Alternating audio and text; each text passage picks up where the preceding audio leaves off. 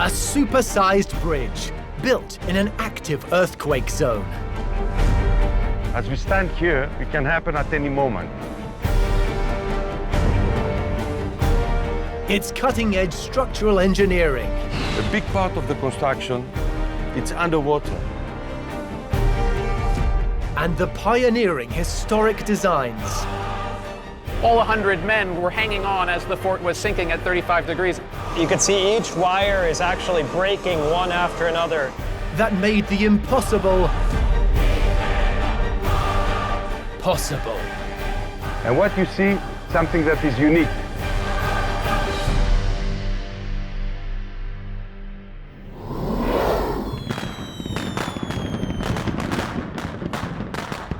In August 2004, the Rion Antirion Bridge opened to traffic for the first time.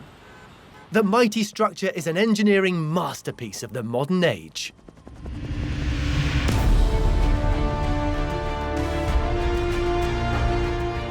Spanning almost 3 kilometers across the Gulf of Corinth, this engineering colossus boasts the longest fully suspended deck, the deepest foundations, and the largest supporting piers of any bridge on Earth.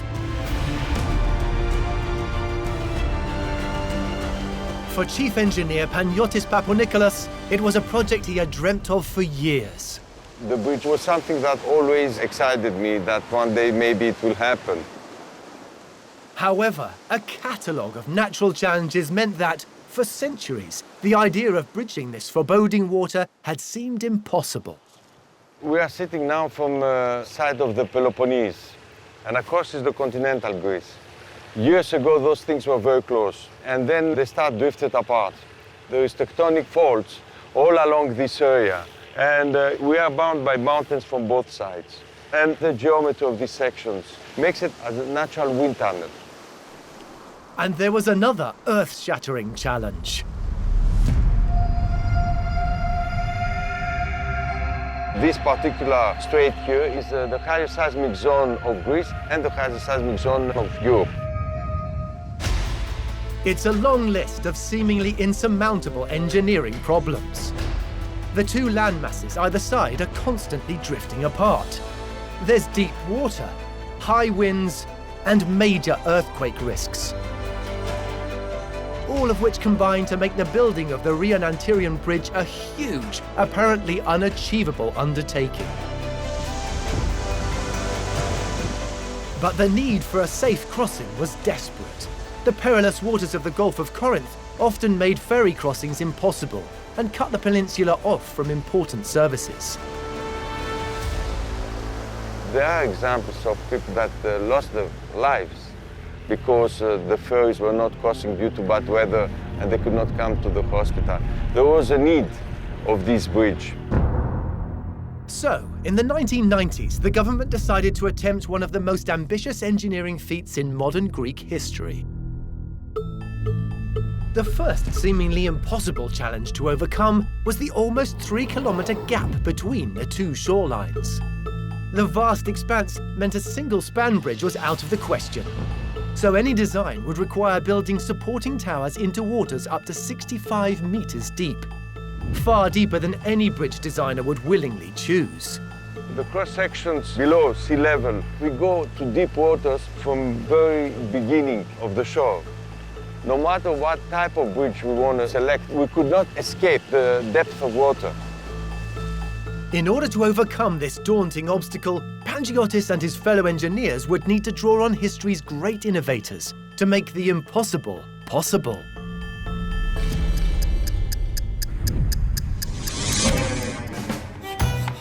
Building in water has always taxed engineers to the limit. Early lighthouses relied on Mother Nature to provide convenient rock for foundations. Fine for lighthouses, useless for bridge building. Creating artificial islands was time-consuming and impractical in deep water. In the 19th century, pressurized structures called caissons were developed to create underwater building sites, but they were both difficult and dangerous.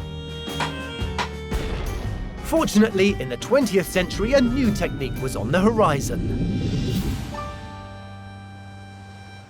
To build a bridge across the mighty Gulf of Corinth, engineers would need to draw on a radical technique, brilliantly exploited by a bold British engineer nearly 6 decades earlier. Engineering genius Guy Maunsell would develop a method in the 1940s that emphatically conquered the challenge of building at sea.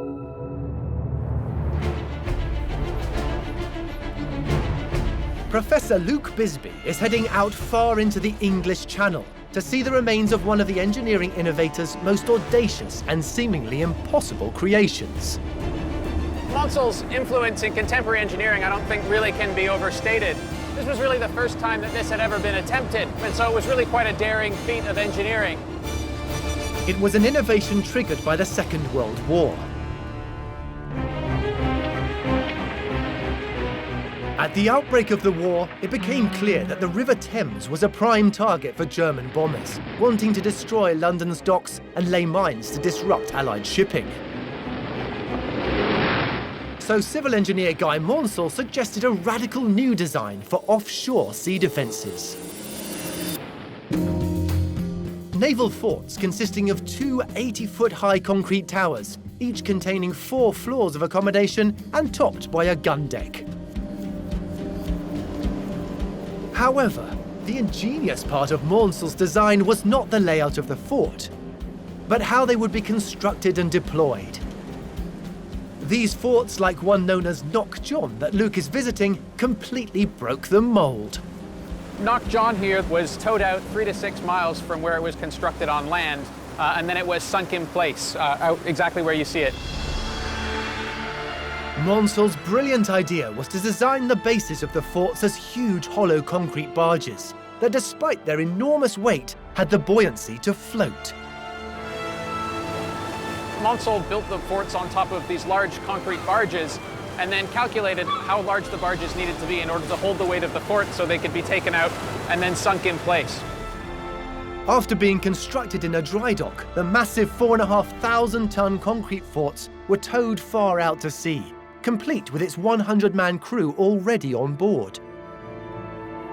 When they had it in the place where they wanted it, they essentially just pulled out a stopcock at one end and let the water flow in.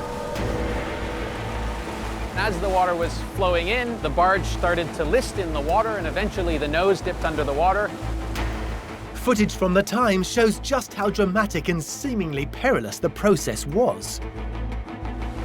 All 100 men were hanging on as the fort was sinking at 35 degrees. Despite its terrifyingly dramatic submersion, Maunsell's groundbreaking design worked perfectly. The bottom of the barge basically filled up with water, and eventually the entire barge sunk to the bottom and flattened out.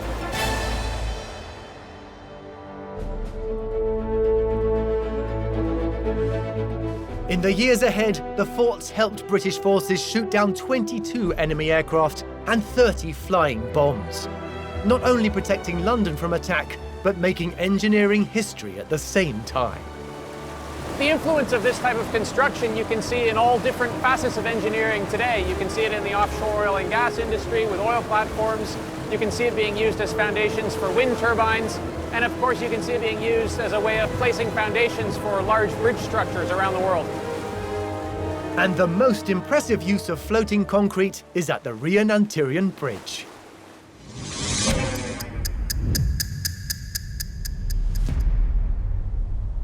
Facing the challenge of building 4 enormous concrete bridge supports, Papa Nicholas and his colleagues take the principles so brilliantly exploited by Guy Maunsell and supersize them. In 1998, construction begins. Each hollow pier footing is built in dry dock, but on a scale that Guy Maunsell could never have imagined. Each one is the size of a football field and weighs an extraordinary 70,000 tons. But before the footings can be moved into position, the engineers face an additional challenge that Maunsell didn't have.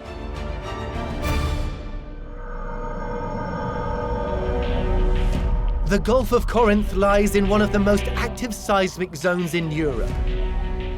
In an earthquake, the soft seabed there would liquefy, causing the piers to sink and the bridge to collapse. Unless an answer could be found, the project was destined to fail. We had to find the solutions how to reinforce the subsoil in order to be able to handle those weights, those big structures, and also to withstand the earthquake. The engineers come up with a radical solution. They drive hundreds of 30-meter-long tubes deep into the soil in the areas where the 4 piers are to sit. Imagine the foundation being like a yogurt. It's like having yogurt, and you put stores inside to reinforce them. This ingenious idea stabilizes the seabed. And where the bridge footings are usually anchored into the ground, here they are placed on a 3-meter-thick layer of gravel, allowing them to move freely in the event of an earthquake. Very innovative design, first time done in engineering, first time done in this bridge. Without this solution, it would have been impossible to build the bridge. With the foundations laid, the engineers maneuver the enormous concrete pier bases 1 kilometer out into the Gulf. The engineers then begin one of the most extraordinary and audacious parts of the build. They continue to build up the massive piers while they are still floating. We are exactly in the area here where this portion that I'm sitting on is the one that was constructed in the dry dock and wet dock. And from here and further up, it was constructed in situ, right here at this location. Each new layer of heavy concrete sinks the pier further, pushing it down towards the seabed. As building continues, the mega structure finally starts to rise from the waves.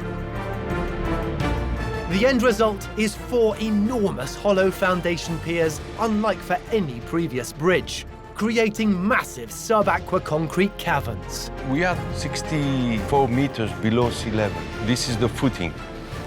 The footing has dimensions of around 90 meters in diameter. Just imagine a soccer field.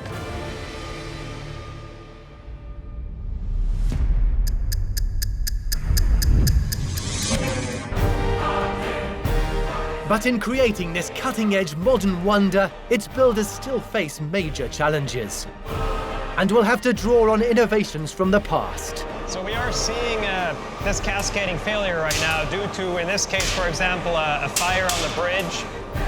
To produce more impossible engineering.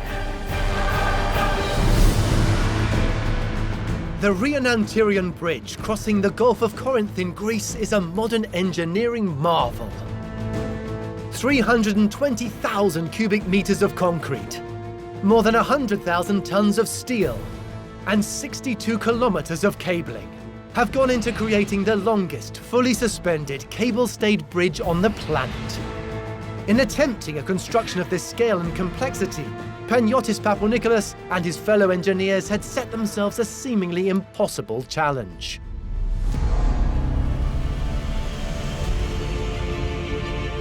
The Gulf of Corinth is one of the most important and busiest shipping routes in Europe. Even at its narrowest, it's nearly 3 kilometers wide. Of course, what you try to do is to find the closest possible part of the strait, so to have the smallest possible bridge for economical reasons. But of course, we had to respect the navigation channels. To find a design capable of spanning this gap without interfering with shipping, the engineers need to turn to the great innovators of the past for inspiration.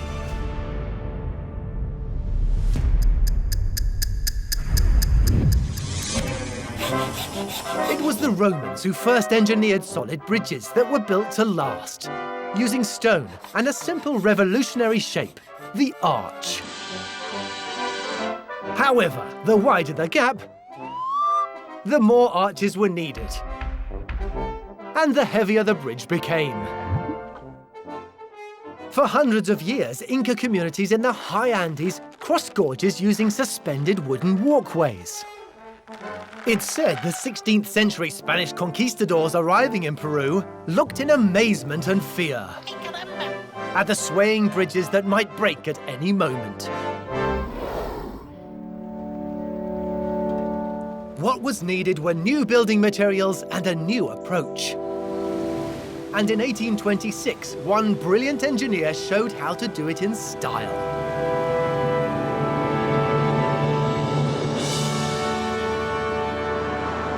The Menai Suspension Bridge is arguably the ultimate achievement of Thomas Telford, one of Britain's finest ever civil engineers. Telford was an accomplished engineer, of course. At this stage he had designed canals and roads and bridges. He'd never built anything on this scale before, and so this bridge was to be really his greatest challenge. The then busy Menai Strait separated mainland Wales from the island of Anglesey. Until then, bridging it would have been impossible. A traditional arch design would not only need to be enormous, but it would seriously impair the passage of tall ships along the waterway. Imagine this as being the strait here, and these are the valley walls on either side of the strait. Basically, you cut your bits into shape, and you then have to gradually build your arch, adding the bits of the arch as you go. And if you imagine that as now being the completed arch, and we have our load coming along here, you can see that the compression forces that come from that car flow down through the various sections of the arch and into the abutments on either side of the valley. Now, the problem that Telford faced was that as you're building an arch, you would have to have some supports down here underneath the middle of the arch so that as you're building it, the blocks don't fall into the strait. And that would require some scaffolding. And this was just not acceptable to the Admiralty at the time, because this is a very busy shipping channel, and they required 100 feet of clearance above the high water mark. And that led Telford to have to consider something that could give him a very long, clear span with no supports in the water, even during construction. What Telford came up with was the world's first major long-span suspension bridge. For a suspension bridge, you need two very strong abutments, and then you need two towers. And then what you do is, once you've built your towers, you take a cable like these guys, and you string these up and over the towers, and then you drop hanger cables down from the main cables, and then put your bridge deck in place.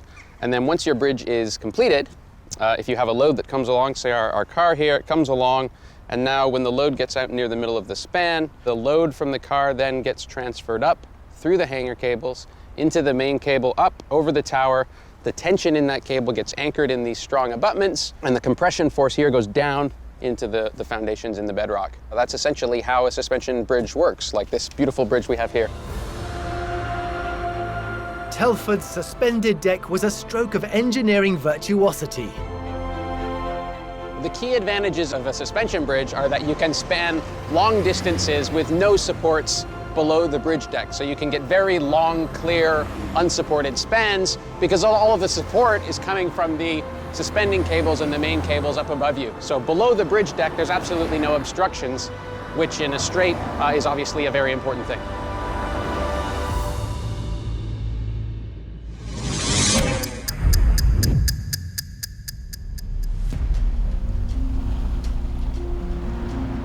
Clearly, a suspended bridge was the obvious solution for Papa Nicholas and his fellow engineers in the Gulf of Corinth. But they would have to do it on a whole other scale. When completed, the Rion Antirion Bridge would need to be an incredible 7 times longer than the Menai. Unlike the main anchored cables of Telford's suspension bridge, this cable-stayed design uses individual cables, radiating from 4 huge pylons, spaced just half a kilometre apart. Each cable set holding up a 12-metre-long section of deck. In 2003, the mammoth operation of fitting the deck begins.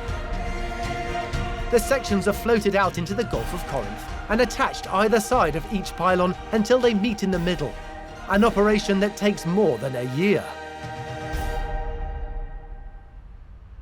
But this bridge's engineers face another potentially deadly challenge that Thomas Telford didn't have to worry about in Menai. This is one of the most active earthquake zones in Europe. The wind, it's a phenomenon which is predictable. So you are ready for it. You have designed the bridge to take it. Earthquake is something different. Expansion joints allow the deck to stretch as the 2 land masses either side gradually drift apart. But protecting it against a massive earthquake will require a groundbreaking new approach. What you see is a deck just going through the pylons, does not touch, does not sit on the pylons. This one has this unique feature of the full suspension deck. Instead of resting on each pier, the deck hangs just above, creating one huge 2.3-kilometer long, fully suspended floating deck. If any earthquake strikes, flexibility is key. The piers can move on their foundations, and if the deck was attached when this happened, it could buckle and break. But it's also important that the deck doesn't sway during the regular high winds experienced in the Gulf. The problem the engineers face is how to ensure rigidity in normal conditions, but allow flexibility during earthquakes. The solution? The world's biggest shock absorbers. They are similar with the shock absorbers that we have in the cars. They allow some movement, but what they do mostly, they absorb this energy. If severe movement occurs, a simple fuse breaks and brings the massive dampers into play. The moment that the fuse breaks, the small tube can get inside the large tube. At that point, the dampers come into action. This device does not work for years. And then one day, you want it to work, and everything has to be perfect. So if it was something too sophisticated, usually the moment you want them to work, they don't work. This quake-busting design proved its worth 4 years after the bridge opened. When a 6.4 scale earthquake hit the Rion Antirion in 2008, the innovative damping system kicked into action, saving the bridge from almost certain disaster.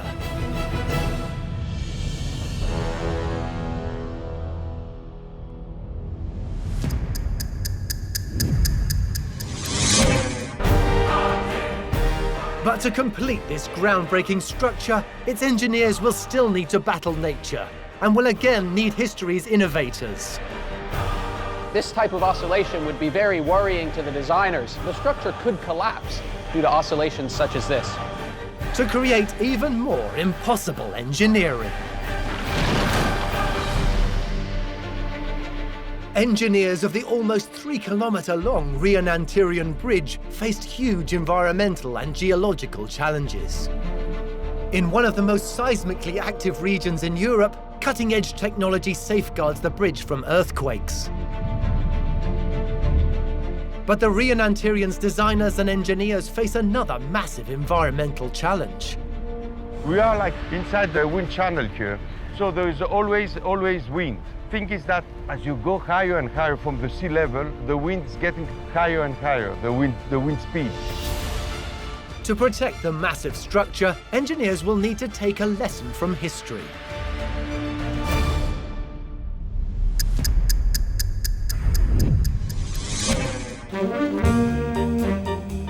When the Tacoma Narrows suspension bridge opened near Seattle, USA in July 1940, it was thought to be at the forefront of bridge design.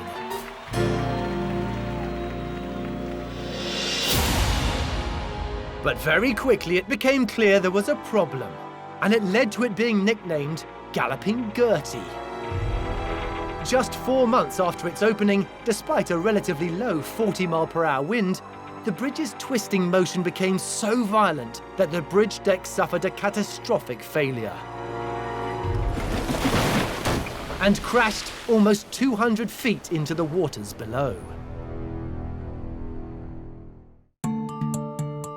An inquiry found the wind was hitting the solid edges of the deck, creating an unstable oscillation that fed off itself, amplifying to the point of disaster.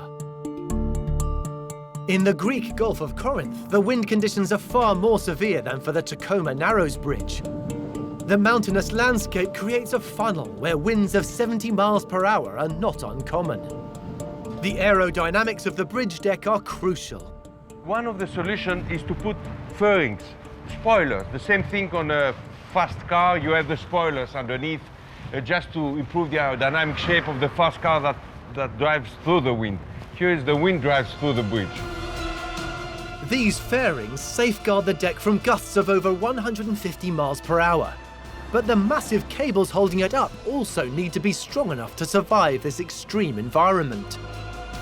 The designers of the Greek bridge will need to draw on an innovation from history that conquered a challenge similarly once thought impossible.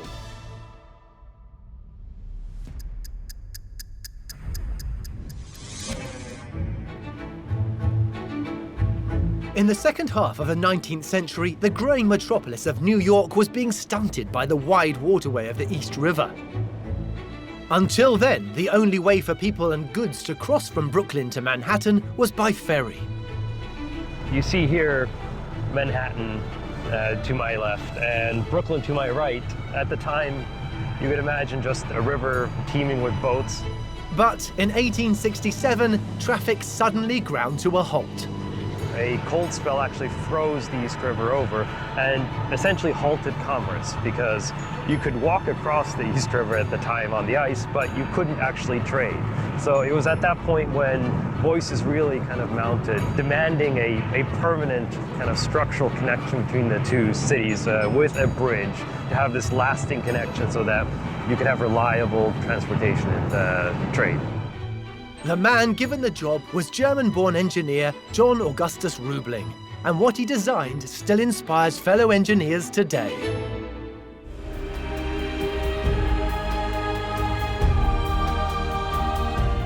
Just the concept of actually spanning over such a long distance at such a height was earth-shattering. No bridge had been built even close to this span. The Brooklyn Bridge, completed in 1883 and spanning over 1,800 meters, was made possible by Roebling's revolutionary use of a new material, steel. Just thinking of actually building a bridge, not of masonry as you would find in kind of traditional European style, but saying we have this new material, steel, we'll build the entire deck and the cables of steel. This is an absolute engineering marvel. Steel was stronger, lighter, and more flexible than iron. But Roebling decided to exploit its properties even further in the bridge's 4 mighty suspension cables. By bundling together hundreds of parallel steel wires to create super strength and super safe cables.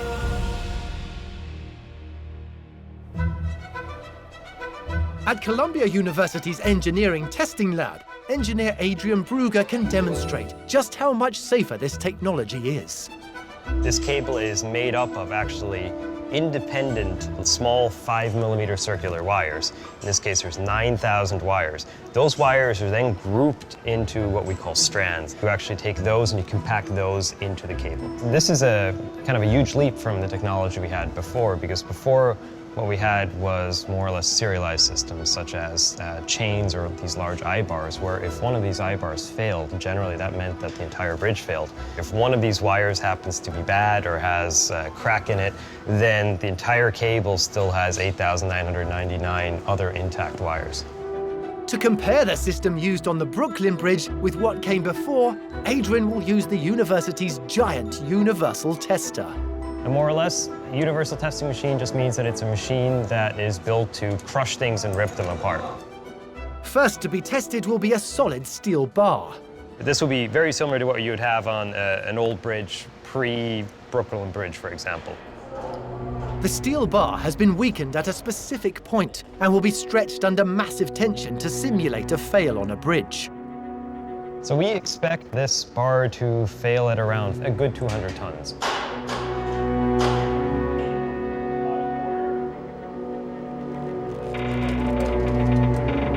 Right now you can see the necking is starting at about 1/4 up from the reduced section, so exactly where we wanted it. And it'll become more and more pronounced kind of as we see it now.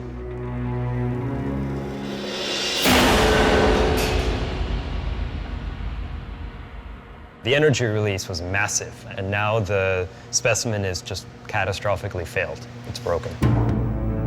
Such an explosive failure could result in the collapse of a whole bridge, as tragically happened with Silver Bridge in Ohio, causing the loss of dozens of lives. Next, a multi-stranded steel cable is locked into place. This time, as it is stretched, it's subjected to extreme heat to weaken it and simulate a fail. So we are seeing this cascading failure right now. You can see each wire is actually breaking one after another. It's not just this one catastrophic failure, but rather this cascade. Unlike the sudden failure of the bar, when the cable starts to fail, the remaining wires take up the load.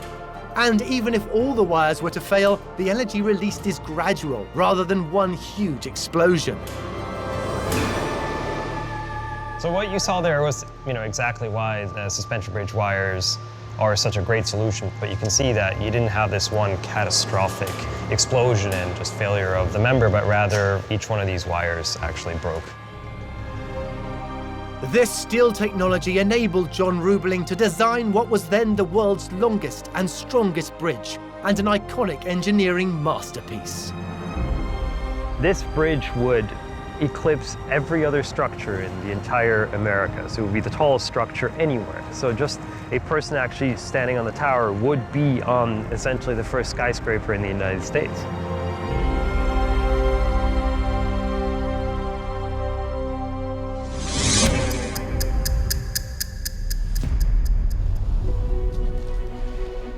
"55 meters above the Gulf of Corinth." Similar technology to that used in Rubeling's historic Brooklyn Bridge keeps the ultra-modern Rion Antirion Bridge from crashing into the water. Every cable is made by individual strands. They are parallel. Each strand is 50 millimeters diameter, more or less. Each strand carries more or less the same load. The only thing we do as the cable gets bigger and bigger, we put more and more strands, from 37 strands in the small cables up to 73 strands in the longest cable. But here, the strong winds mean the cables themselves need extra protection.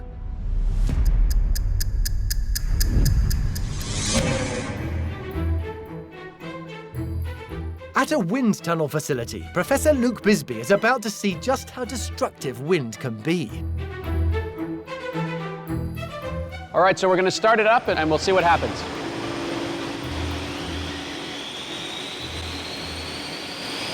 If this were the cable in a real bridge, this type of oscillation would be very worrying to the designers, because what this would mean is that the metal that forms the cable would be being stressed repeatedly back and forth, and eventually in a metal cable that can lead to fatigue, which can cause cracking, and hence potentially failure of the structure. So the structure could collapse due to oscillations such as this. When the wind strikes a cylindrical structure like a cable, it separates, then rejoins on the other side, causing the structure to oscillate, a hazardous phenomenon known as vortex shedding. Over the years, this dramatic effect has caused the collapse of several large cylindrical structures, such as chimneys and towers. In 1957, pioneering British scientist Christopher Kit Scruton realized that adding a simple fin to cylindrical structures would break up the wind vortices and reduce the vibrations that could lead to failure. He called it the helical strake.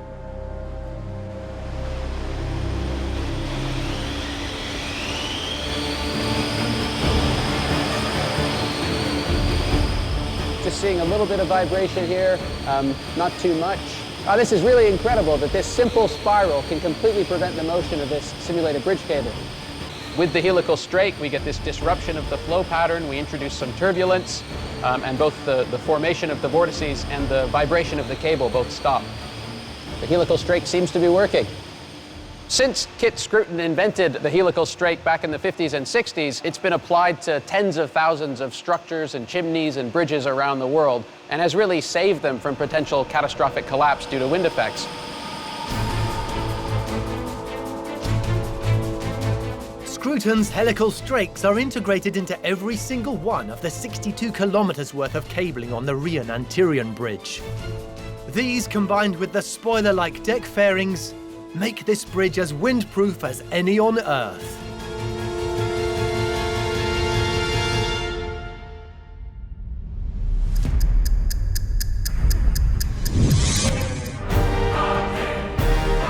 But to top off this wonder of impossible engineering, its designers would still need to look to the breakthroughs of the past. It's a dream, this position.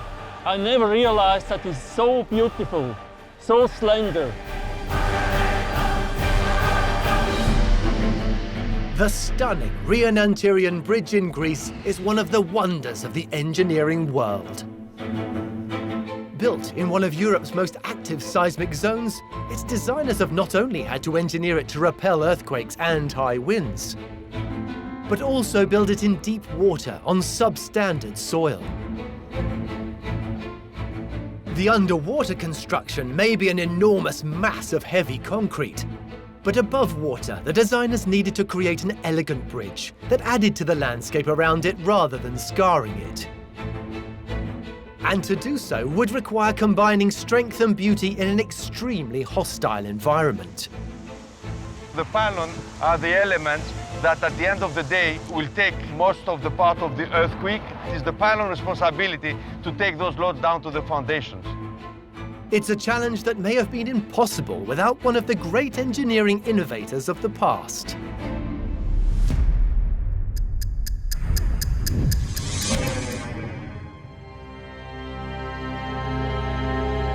In 1928, renowned Swiss civil engineer Robert Maillard won a competition to design a bridge linking two remote towns, 90 meters above the steep Salgina Valley.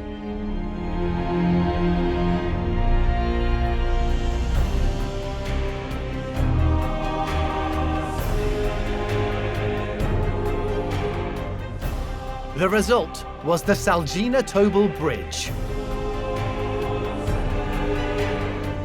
Designated an international engineering landmark, Maillard's bridge proved to the world that concrete could be both practical and beautiful.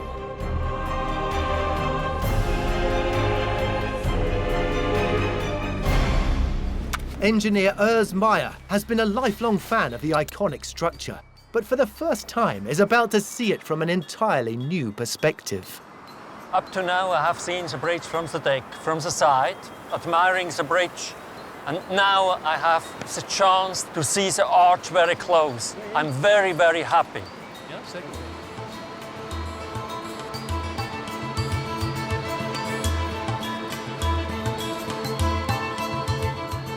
From here, I really can appreciate the structure. From this location, we have a very nice close-up. Nobody else can have. Maillard was a master in designing such slender elements, like columns, like arches. It's a dream, this position. I never realized that it's so beautiful, so slender. Must have been fascinating, dramatical to build such a bridge above this gorge.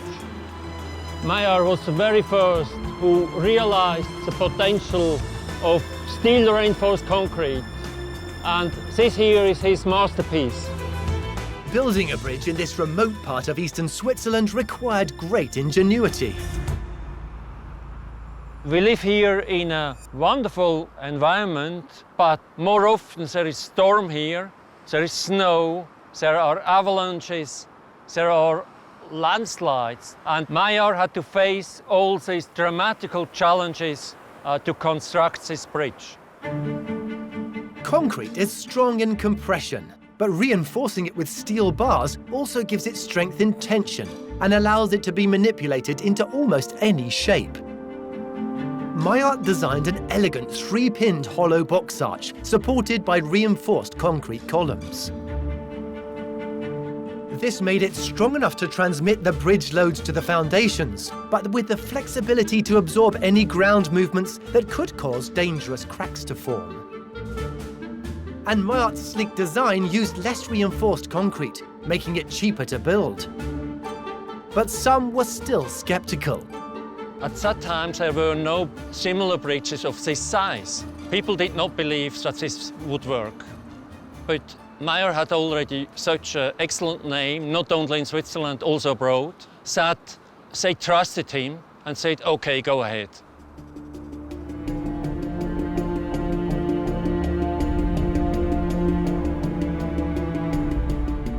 When it opened in August 1930, the Salgina-Tobel Bridge was hailed an engineering and artistic triumph, showing concrete bridges could be both functional and beautiful. Concrete is often having a bad name, and people think it's an ugly material, ugly application. And this application here proves that this has not to be the case. Maillard proved that design of a bridge is art.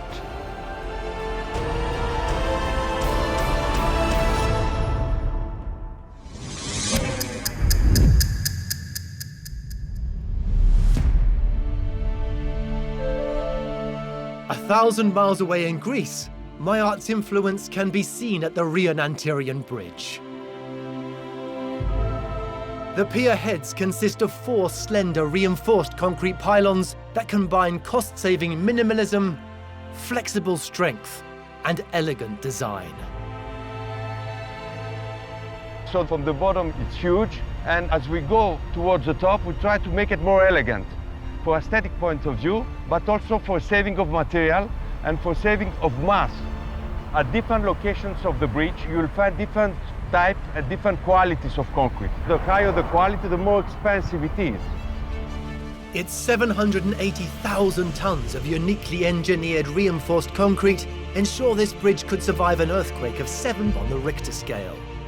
You start the 4 pylons that you see, and then they connect at the top to the pylon head, a very critical element that takes the loads carried by the cables to the top.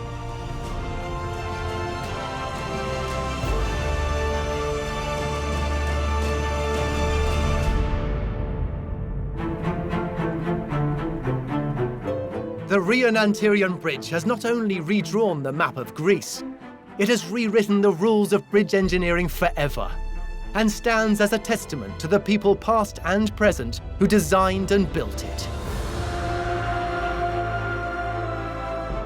Floating a huge structure of 80,000 tons for months and keep building it in floating positions, or transporting this structure or putting at the right location, meeting the last piece of the deck or the doping span, these things look impossible. And then as long as you keep walking and get closer and closer, then you see you can be close to the millimeter and they fit together. By drawing on the innovations of the past, adapting, improving, and making groundbreaking innovations of their own, the engineers and designers of this incredible bridge have succeeded in making the impossible possible. Myself, I'm coming from the north part, and I experienced many times while I was traveling as a student, having to go all around, to go to Athens, see the bridge, employs around 100 people. It fills me with pride because for me, we are a big family and we all work together. That's how I feel.